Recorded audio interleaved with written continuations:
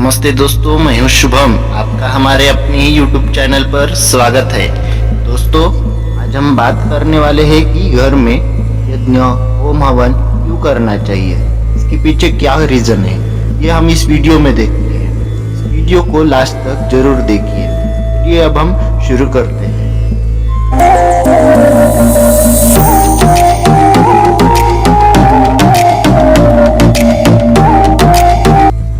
यज्ञ अथवा हवन, यह हमारी हजारों वर्षों से यह ऋषि परंपरा चलती आई है।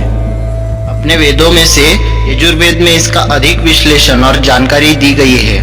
इसे यज्ञ अथवा यज्ञ भी कहा जाता है, परंतु बहुप्रचलित शब्द आज के युग में यज्ञ ही है। पौराणिक कथाओं में यज्ञ जो हमारे पढ़ने में अधिकतर आते हैं, जैसे कि राजाओं ने किए गए राजसूय यज्ञ, अश्वमेध यज्ञ जैसे कि आदि है।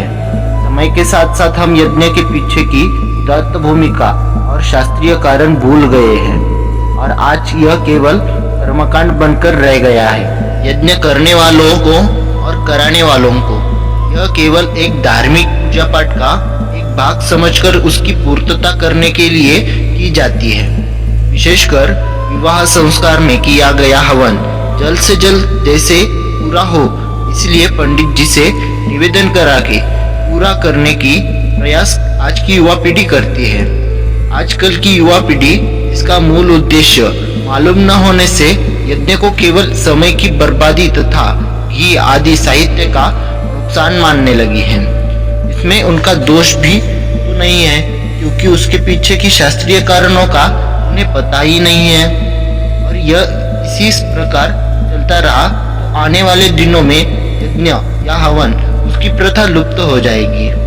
इसलिए उसका उद्देश्य शास्त्रीय दृष्टिकोण से अभ्यास करना अति अनिवार्य मानकर यह मालूमात देने का यथाशक्ति प्रयास हम कर रहे हैं। सर्वप्रथम यह जानेंगे कि यज्ञ और हवन इसमें फर्क क्या है।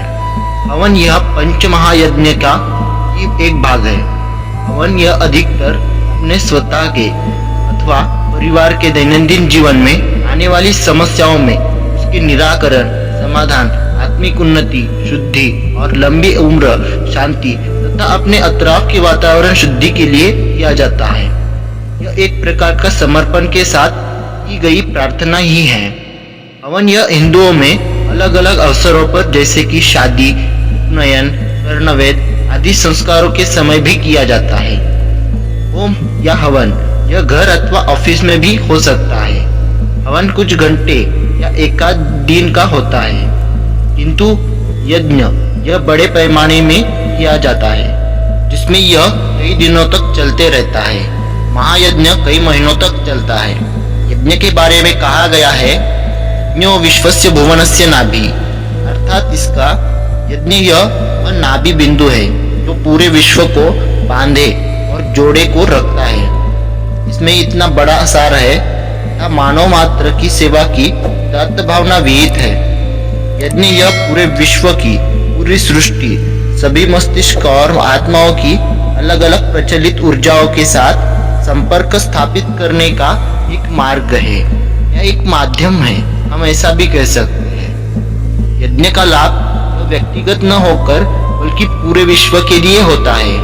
यज्ञ यह पराक यानी लौकिक या भौतिक तथा अपरा यानी पारलौकिक लाभ के लिए किया जाता है, किंतु महायज्ञ यह केवल वैश्विक कल्याण के लिए ही किया जाता है। ये तो हमने जान लिया धार्मिक कारण। अब हम जानते हैं इसके पीछे का शास्त्रीय दृष्टिकोण क्या कहता है हमारा साइंस, ये हम इस वीडियो में देखते हैं। अपने भौतिक दुनिया में दो प्रकार की ऊर्जा कार्य शक्ति पाई जाती है। एक है ताप या उष्णता और दूसरी है ध्वनि यानी कि साउंड। इन दो ऊर्जाओं का यज्ञ में उपयोग लिया जाता है। इसमें से ताप यह ऊर्जा यज्ञ की अग्नि से मिलती है और ध्वनि की ऊर्जा गायत्री अथवा अन्य वैदिक मंत्रोच्चार से निर्माण होती है। संस्कृत के हर मंत्र का हमारे ऋषियों ने इस प्रकार निर्माण किया है कि हर शब्द तथा उसका शब्द का विशेष उच्चार से निर्माण होने वाली ध्वनि लहरें ऊर्जा निर्माण करती है। आजकल के यंत्रों से उसकी ध्वनि की फ्रीक्वेंसी और उसकी गिनती भी शक्य है। जो अपने आप में एक प्रमाण बन सकता है। अतः वैदिक मंत्रोच्चार और अग्नि में डाली गई समिधा के प्रभाव से दोनों ऊर्जाओं के मिश्रण से निर्माण होने वाली इस ऊर्जा से इच्छित भौतिक, मनोवैज्ञानिक और आध्यात्मिक लाभ मिलते हैं। इसके अलावा और भी फायदे यज्ञ से होते हैं, जैसे कि हम देखते हैं आगे स्टेप बाय स्टेप।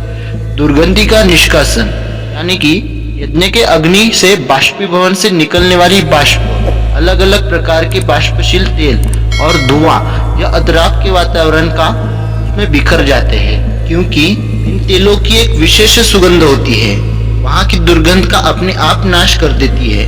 यह सुगंध यज्ञ की सामग्री में अजवाइन फूल, देवदार, चंदन, कपूर आदि की वजह से होती है। दूसरा है जीवाणुओं का निष्कासन, यानी कि समिधा में स्थित अलग अलग औषधियां जलकर हाइड्रोकार्बन अंशतः ऑक्सीकरण होकर उसका अन्य कई कार्बन डाइऑक्साइड द्रव्यों को डिकम्पोजिशन यानी कि अपघटन होकर फॉर्मलाइडेड उसका निर्माण होता है। एक शक्तिशाली रोगाणुरोधक यहाँ है। यहाँ यह जानना भी रुचिकारक होगा, फॉर्मल्डिहाइड एक असर केवल पानी के बाष्प के साथ ही होता है और यज्ञ में यह काफी मात्रा में बनते रहती है। उसी प्रकार प्रयोगशाला, चूहों और खरगोश पर किए गए प्रयोगों से ही यह सिद्ध हो चुका है कि यज्ञ से निकलने वाले धुएं में भी जंतुनाशक और उसका प्रतिजीवाणु एंटीसेप्टिक, एंटीबायोटिक गुणधर्म होते हैं। ऑक्सीजन की निर्मित यहाँ से होती है। यज्ञ से उठने वाले बाष्प सूर्य प्रकाश में विघटन होकर अपघटन, ऑक्सीकरण तथा उसका रिडक्शन क्रियाएं होती है और इसमें कार्बन डाइऑक्साइड की कमी होकर ऑक्सीजन का निर्माण होता है। इसीलिए यज्ञ हमेशा सूर्य प्रकाश में ही करना उचित माना गया है। कीटकों का निष्कासन होता है। यहाँ से कई प्रकार की जीव जंतु आसपास होती ही है, जिन्हें यदि कीटकनाशकों का प्रयोग करके मारना चाहे तो उसका बुरा असर मनुष्यों पर होता है, किंतु यज्ञ में स्थित कपूर आदि पदार्थों द्वारा निर्मित बाष्प से या तो इन जीव जंतुओं का नाश होता है या वे दूर भाग जाते हैं। वनस्पतियों के पोषण और वनस्पति वृद्धि के लिए वातावरण में होने वाले विसंक्रमण से केवल मनुष्य को, प्राणियों का ही नहीं उसका अपितु वनस्पतियों का या उसके वृक्षों को भी लाभ होता है। वनस्पतियों पर अलग अलग कीटकों द्वारा होने वाले हानि से भी यज्ञ द्वारा बचा जा सकता है। किंतु भारत यही नहीं बल्कि कई यूरोपीय देशों में भी प्रयोगों द्वारा एवं अनुभवों द्वारा यह सिद्ध हो चुका है कि अग्निहोत्र से निकलने वाले धुआं वातावरण के लिए नहीं और बनने वाली राख खेती उसके लिए काफी लाभप्रद होती है। राख का उपयोग खाद उसके रूप में भी किया जाता है, जिससे जमीन की उपनीज शक्ति भी कम नहीं होती। अग्निहोत्र से निर्माण होने वाले धुएं से और राख से पर्यावरण का संतुलन रखा जा सकता है। इसीलिए हमारे घर में या कहीं पर भी यज्ञ, होम, हवन करना चाहिए।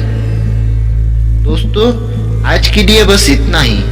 आगे ऐसे ही इंटरेस्टिंग वीडियो के लिए आप हमारे चैनल से जुड़े रहने के लिए हमारे चैनल को सब्सक्राइब करें और उस बेल आइकन को भी प्रेस करें, ताकि हमारे आने वाली सभी इंटरेस्टिंग वीडियो आप तक जल्दी से जल्दी पहुंच सके। और इस वीडियो को ज़्यादा से ज़्यादा लोगों तक शेयर भी कीजिए। चलिए, तब तक के लिए थैंक यू। बने रहिए धर्म और विज्ञान के साथ।